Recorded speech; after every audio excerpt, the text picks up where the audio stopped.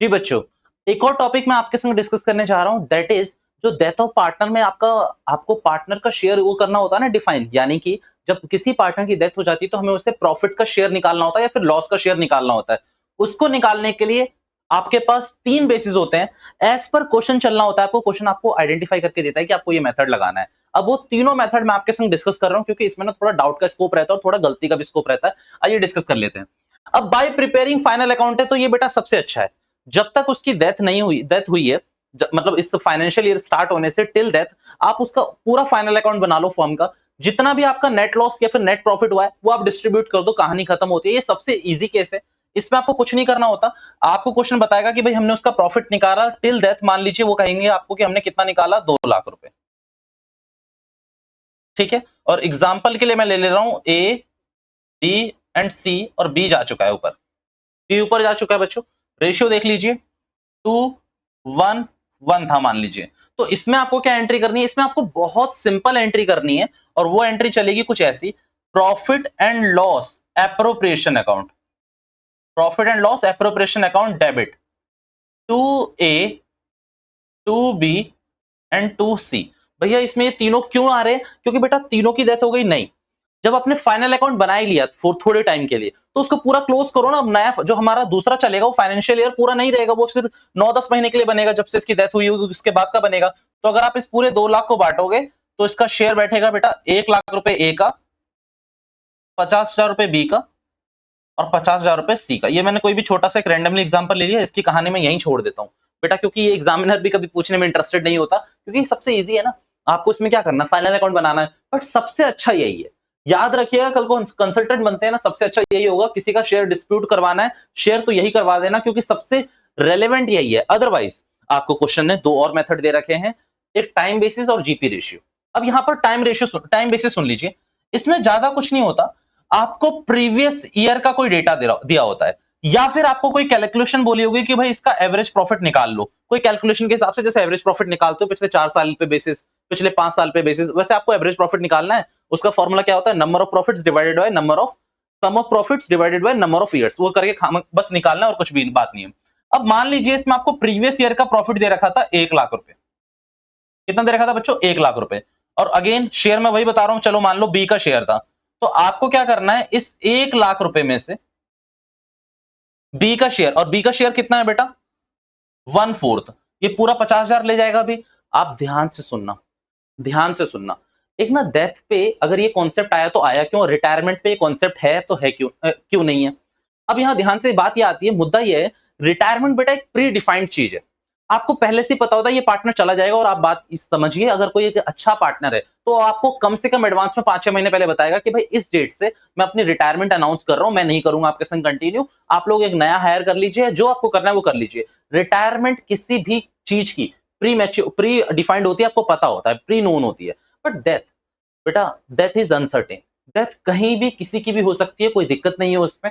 मतलब दिक्कत तो है, पर समझिए उस बात को, बातों के महत्व पे समझिए कि डेथ का कोई टाइम नहीं फिक्स कर सकते कि 31 मार्च 2012 को शर्मा जी निकल लेंगे, 31 मार्च 2022 को शर्मा जी निकल लेंगे, ऐसा कुछ नहीं है।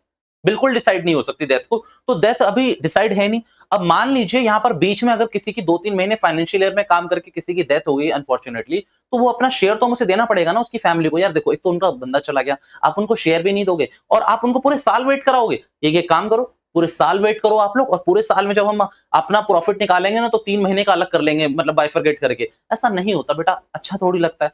तो अकाउंट्स को भी ये इमोशंस पता, और अकाउंट्स ने कहा कि नहीं भाई उसी समय सेटल कर दो, या तो फाइनल अकाउंट बना के कर दो, फाइनल अकाउंट बनाओ, पैसे दो, खत्म करो, तुम भी खुश रहो, जो एग्जिस्टिंग जो जा चुके हैं वो भी खुश रहेंगे। अब जो जा चुके हैं वो तो क्या ही खुश रहेंगे।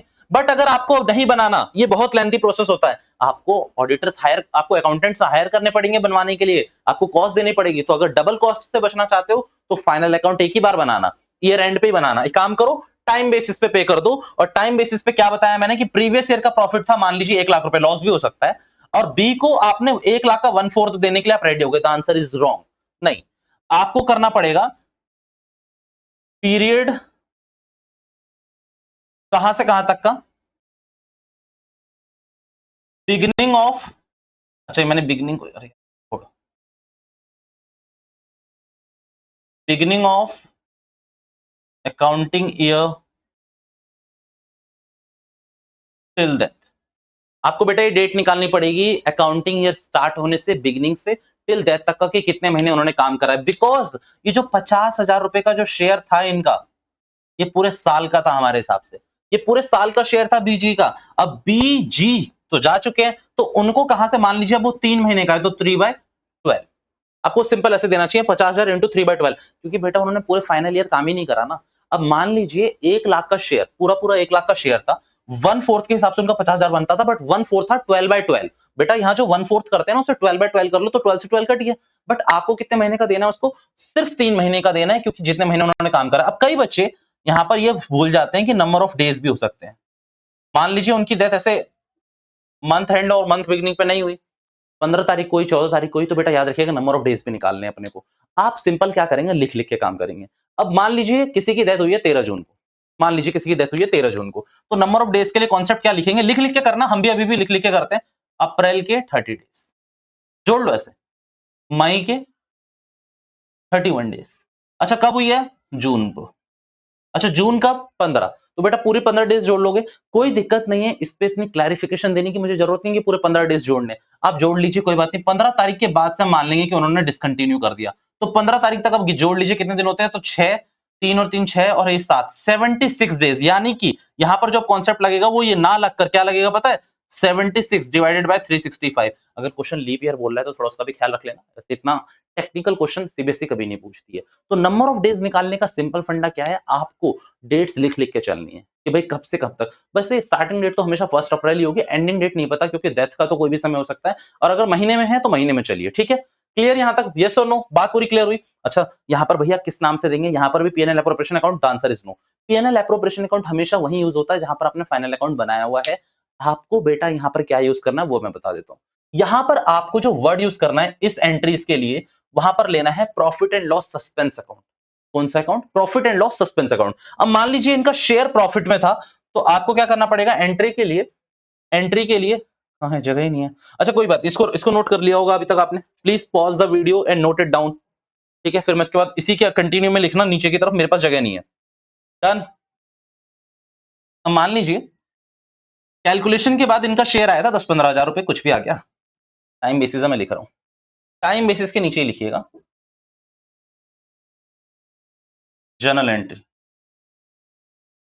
अब मान लीजिए यहां पर आपको जर्नल एंट्री करनी है, तो मान लीजिए अगर उनका गेन था तो profit and loss suspense account debit to B's capital account, और अगर एग्जीक्यूटर अकाउंट में डालना है तो वहां डाल दो। अब मान लो 20,000 था शेयर, तो 20,000 आपने शेयर यहां पर डाल दिया विद नरेशन, खत्म कहानी। Profit and loss suspense account याद रखना, इन दोनों मेथड में profit and loss suspense account से एक थ्योरी है रिलेटेड, वो मैं बताऊंगा बट इस टॉपिक को खत्म करने के बाद। तो थोड़ा प्लीज पेशेंस रख लेना, कुछ पता है तो भूल जाओ, कुछ पता है तो भी भूल जाओ, मैं याद दिला दूंगा। ओके, जीपी रेशियो बेटा, अगर मैं आपसे कहता हूं अगर आपसे ये नहीं होता ना बाय प्रिपेयर फाइनल अकाउंट, तो जीपी रेशियो करवाना। ये प्रॉफिट वाला तो सबसे भद्दा है, पूछो क्यों। यार मान लो आपकी कोई कंपनी ऐसी थी, आप हॉस्पिटैलिटी कंपनी थी, आपके रेस्टोरेंट थे, तो 2020-21 में आपका क्या प्रॉफिट रहा होगा यार, कुछ भी नहीं रहा होगा। आपको एक तो कोई बंदा जा रहा है, तुम उसे और दुखी कर दो, मतलब 20-21 में वैसे ही शेयर नहीं रहा, तुम लोग कह रहे हो हम उसी के बेसिस पे देंगे। सबसे भद्दी चीज है ना, आप सोचो कि मान लो 20-21 में जिनकी शेयर और जिनकी सेल क्या कहते हैं रेस्टोरेंट्स की 2 लाख रुपए रही होगी ना, वो 2 लाख रुपए एक महीने की होगी इस टाइम पे, तो 20-21 को कैलकुलेट करना आपको नहीं लग रहा कि सही नहीं है? तो प्रीवियस ईयर का प्रॉफिट प्रीवियस ईयर ही जाने दो, एक काम करो जीपी रेशियो निकाल लो। अब जीपी रेशियो कैसे निकालते हैं तो पता ही है तुम्हें, नहीं? यही उम्मीद थी तुम लोगों से, और तुमसे उम्मीद क्या करी जा सकती है, प्रॉफिट, ये स्टेप फर्स्ट है याद रखना, profit divided by sales into 100। बेटा पता है क्या ये है जीपी, ये है जी। अच्छा वैसे ना पता है मैं गलत कर रहा हूँ इस चीज को, कि जीपी कहूंगा तो कुछ बच्चे ना कॉन्ट्राडिक्ट करेंगे कि भैया क्या जीपी क्या नहीं, ये जीपी थोड़ी होता है भैया, हमेशा नेट प्रॉफिट बढ़ता है। मेरी बात ध्यान से सुनो, यहाँ पर प्रॉफिट रेशियो लिख लो ना, मेरी लड़ाई ना आपकी लड़ाई, बेटा हम आपस में लड़के थोड़ी खुश रह सकते हैं, तो इसीलिए इसको क्या करते हैं, जीपी रेशियो नहीं लिखते, वैसे से जीपी रेशियो के नाम से या on the basis of sales ही होता है। हटाइए इसे, काम करिए प्रॉफिट रेशियो निकाल लीजिए। इसका क्या नाम दे दिया मैंने, इसका इसका नामकरण करा मैंने प्रॉफिट रेशियो, अच्छा है, अच्छा नाम लगा, प्रॉफिट रेशियो इसका नाम कर लिया। अब यहां पर ध्यान से सुनिए, ये कौन से साल का होगा भाई, ये भी लिख के रखना, प्रीवियस ईयर, प्रीवियस ईयर का डेटा होगा। अब मान लीजिए ये कितना निकल के आया, ये निकल के आया 20%। तो step second, sale till death into 20%, sale till death into 20% आपने कर लिया, ये अगेन आपका एक्चुअल प्रॉफिट निकल के आया है। एस्टिमेटेड है वैसे तो, एस्टिमेटेड है, बट एक्चुअल के बेसिस पे ही है। तो एस्टिमेटेड प्रॉफिट निकल के आ गया इस साल का टिल डेथ, कितना? इस साल का टिल डेथ। अब इस प्रॉफिट को क्या करना है, तो इसका एग्जांपल सुनिए। अब मान लीजिए ये जो भी करा आपने, यहाँ पर सेल थी 1 लाख रुपए, तो 20% कितना आ गया आपका, तो ये आपका प्रॉफिट निकल के आ गया बेटा 20,000। कितना निकल के आ गया प्रॉफिट? 20,000। तो अभी अब मान लो बी को आपको देना है, तो 20,000 डिवाइडेड बाय 1/4 रेशियो, तो क्योंकि मेरा वही चल रहा है 1/4, तो कितना दे दोगे बी को आप? बी को कितना दे दोगे आप? नीचे चला गया ज्यादा, चलो तो यहीं पर कर देते हैं। बी को आप कितना दे दोगे? 5,000।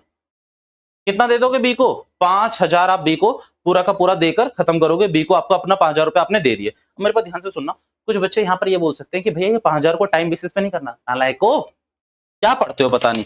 क्यों करूंगा मैं 5,000 को, जब ये प्रॉफिट ही मेरा सेल टिल डेथ है, ये प्रॉफिट ही मेरा सेल टिल डेथ है, तो आप इस वाले को इससे कंपेयर क्यों कर रहे हो? ये प्रॉफिट पूरा पिछले साल का था, इसीलिए टिल डेथ निकाला मैंने। ये सेल ही टिल डेथ है, तो ये जो प्रॉफिट भी निकला है ये टिल डेथ ही है। मतलब उनके जाने तक का जितना प्रॉफिट था वो फर्म को कितना का हुआ था? एस्टिमेटेड 20,000 रुपए का प्रॉफिट हो रहा था फर्म को, उनके शेयर के हिसाब से हमने 5,000 रुपए दे दिया। अगेन एंट्री क्या होगी? Profit and loss suspense account to B's capital 5,000 5,000। भैया तीनों मुद्दे मेरे खत्म। बहुत जल्दी मैंने इसीलिए करी ताकि आपको समझा सकूं। बहुत शॉर्ट टाइम में पेपर ऑलरेडी ऑलमोस्ट स्टार्टेड है। क्या भाई इतना टाइम नहीं लगा सकते? अब ध्यान से सुनो भैया, एक चीज बचा के रखी थी, ध्यान से सुनना।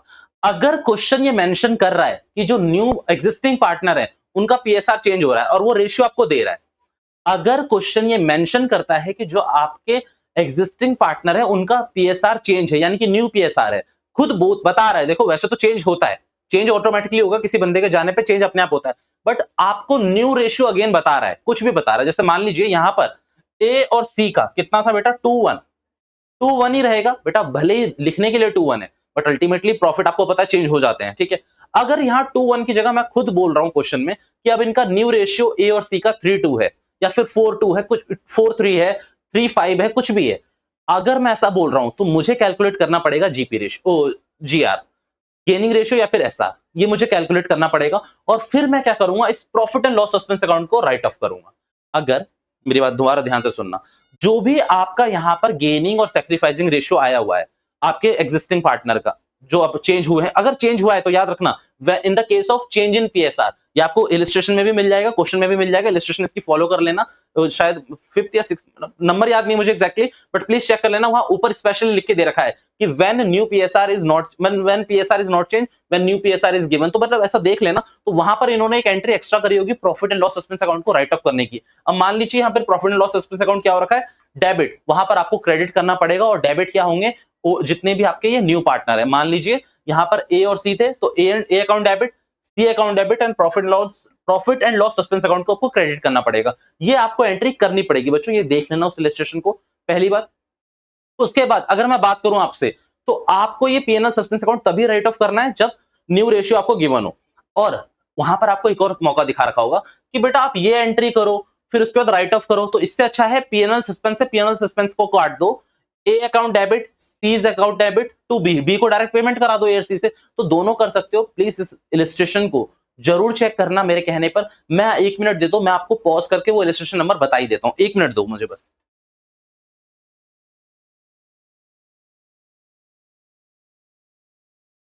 जी बच्चों, इलस्ट्रेशन 4 और 5th ये जरूर चेक करना, दोनों इसी पे दे रखी है कि आपका न्यू पीएसआर चेंज हो रहा है तो गेनिंग रेशियो निकालना है। अच्छा याद रखना, कुछ बच्चों को एक और चीज कंफ्यूजन हो सकती है, यहाँ पर मैंने ना हर दोनों जगह प्रॉफिट लिया है, अगर आपका लॉस भी होगा तो भी कहानी एकदम ऐसी चलेगी, ये आपको एक इलस्ट्रेशन 4 या 5th में से क्लियर हो जाएगा। क्योंकि अगर लॉस है तो क्या होगा, 20 capital account debit to profit and loss suspense account, और अगर रेशियो चेंज हो रहा है तो भी प्रॉफिट एंड लॉस सस्पेंस अकाउंट आपका राइट ऑफ होगा। इसको दोनों इलस्ट्रेशन को प्लीज चेक कर लेना, 4th और 5th। This is all for now. Thank you so much for your time. Bye bye, all of you. Bye bye.